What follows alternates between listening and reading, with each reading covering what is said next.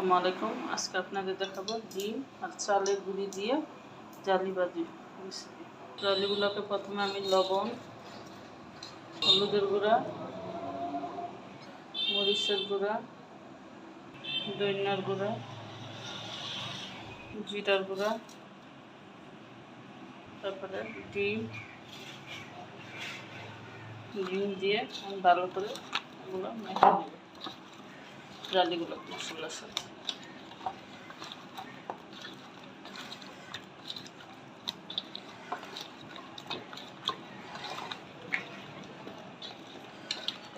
সবগুলো মাখা হয়ে গেছে।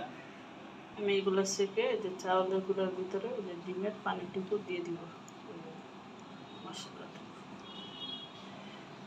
দিয়ে দিলাম। চাউলের গুঁড়াগুলোর সাথে মিশিয়ে নিব। সামান্য একটু পানি অ্যাড করবো চাউলের গুঁড়াগুলোর সাথে। অ্যাড করে চাউলের গুঁড়োগুলো আমি ভালো করে মিক্সড করে নিব। চাউলের গুঁড়োগুলো আমি ভালো করে মিক্সড করে নিলাম ডিমের পানিটার সাথে।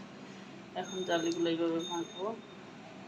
আর এখানে আমি আগে তেল দিয়ে দিচ্ছি, এই যে জালিগুলো এইভাবে মাখবো, মেখে দিয়ে দিব এইভাবে চাউলের গুঁড়ার সাথে মেখে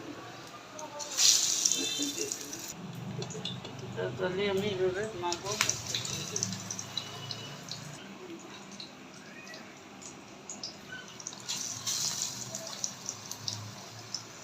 এরকম করে আমি সবগুলো জালি দিয়ে দিব।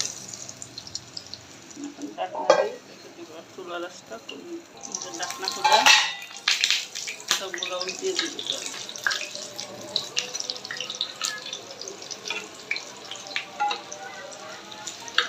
সবগুলো ঢাকনা দিয়ে রেখে দিব। আমার হয়ে গেছে,